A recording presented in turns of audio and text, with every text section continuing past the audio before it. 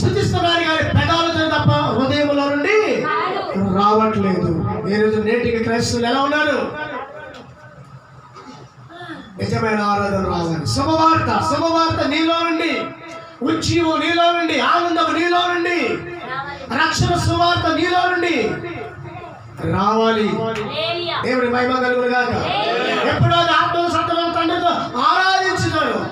ఆ దినములు వచ్చినాయి అని చెప్పగానే అప్పుడు ఆవిడ అడుగుతూ ఉంది, నీవు ఇచ్చిన నీళ్లు తప్పకుండా అన్నావు కదా, కాబట్టి రోజు రాలేకపోతున్నానయ్యా అయ్యి అంటే నీ భర్తను తీసుకురా అన్నాడు. ఎవరండి? యశ్వరం తెలుసు కదా అన్ని, మరి నువ్వు చెప్పాలి కదా నీ క్యారెక్టర్ ఏంటో. అందుకని ఆవిడ అడుగుతూ ఉన్నాడు, నీ భర్తను తీసుకున్నాడు. నాకు భర్త లేనండి. నీ భర్త లేనన్న వాటి కరెక్టే కానీ నీకు 5 భర్తలు, 5 నీ భర్త ఒకడు కాదన్న. ఏమంటే ఆవిడ పాపపు కొండ విడిచిపెట్టి, అదే నిజమైన క్రిస్మస్. పాపపు కొండ విడిచిపెట్టింది, జీవితాన్ని మార్చుకుంది.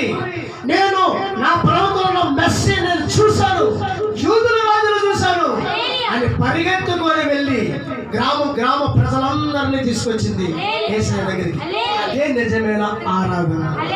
నువ్వు మారావు, ఎంతమందిని ప్రభు వైపుకి నడిపిస్తున్నావు. ఇది మతము కాదు, మార్గం. అది ఆ మార్గంలో ఎంతమంది నడిపిస్తుంది. 360 రోజులు మనమే ఏండి, 360 రోజులు మనమే కనపడతాం. మొదలుపెట్టిన విగ్రహంలాగా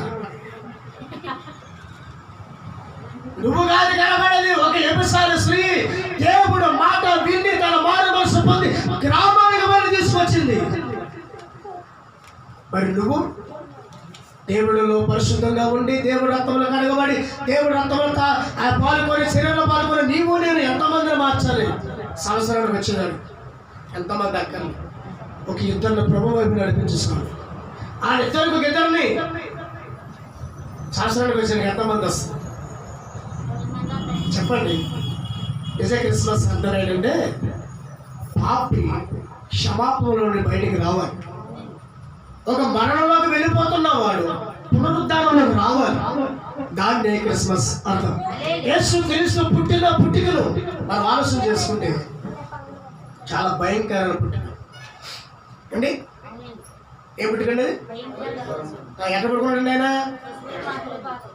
అప్పుడు శుభవార్త చెప్పినప్పుడు గొల్లలు, జ్ఞానులు చాలా కిలోమీటర్లు నడుచుకుంటూ వెళ్ళారంటే, మన పక్కన ఉంటేనే మనకి ఆటో కావాలి, బైకులు కావాలి. మళ్ళీ చెప్పే సాక్ష్యాలు వద్దామనుకున్నాడు. అప్పుడే తలకి తిప్పిందండి.